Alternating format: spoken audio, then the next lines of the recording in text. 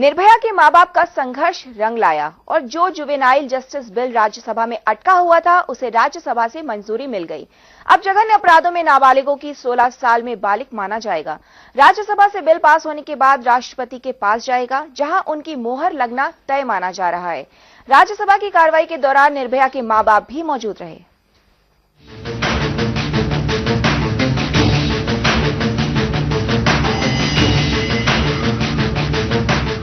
जिस तरह से निर्भया के नाबालिग आरोपी की रिहाई के बाद एक बार फिर से पूरा देश आंदोलित हो उठा था, उसे देखते हुए जुवेनाइल एक्ट में बदलाव की मांग तेज हो गई थी।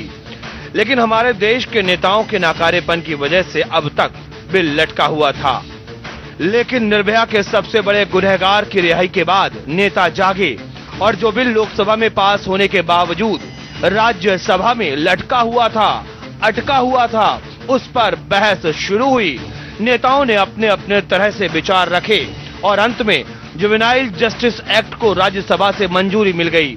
जानकारी के मुताबिक इस बिल को ठीक उसी तरह से पास किया गया जैसा कि लोकसभा से पास हुआ था। राज्यसभा में इस बिल में कोई परिवर्तन नहीं किया गया। हालांकि राज्यसभा में जुवेनाइल एक्ट पर बहस के दौरान भी कुछ नेताओं ने बेशर्मी दिखाते हुए नारेबाजी की। इस दौरान निर्भया के मां बाप भी राज्यसभा की कार्रवाई को देखते रहे। लेकिन खुशी की बात यह है कि राज्यसभा से इस बिल में बगैर किसी बदलाव के मंजूरी मिल गई।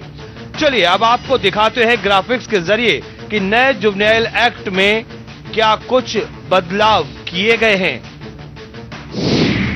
जघन्य अपराधों में नाबालिगों की उम्र घटी।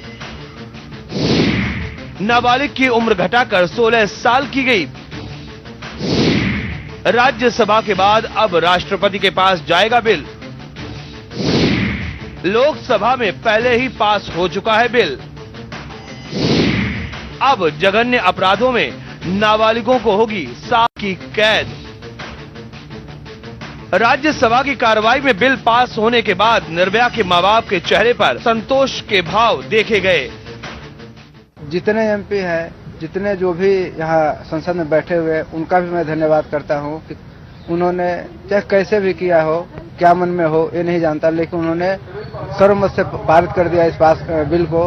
उनके लिए बहुत बहुत धन्यवाद है। हमारी लड़ाई सफल तो नहीं हुई। हमारी लड़ाई तो तभी सफल होगी जब सबको फांसी होगी। लेकिन ये है कि जिस वजह से ये बाहर आया तो हम उम्मीद करते हैं कि अब ऐसा कोई करके बाहर नहीं आएगा, उसको सजा जरूर मिलेगी। हालांकि जिस निर्भया के नाबालिग दोषी को सजा दिलाने के लिए उन्होंने पूरी लड़ाई लड़ी, वो अब खुले में घूमेगा। हाँ, इसके साथ ही साथ ये भी साफ है कि अब उन निर्मम नाबालिगों को कड़ी सजा मिल सकेगी जो हैवानियत की हद पार करने से भी नहीं चूकते।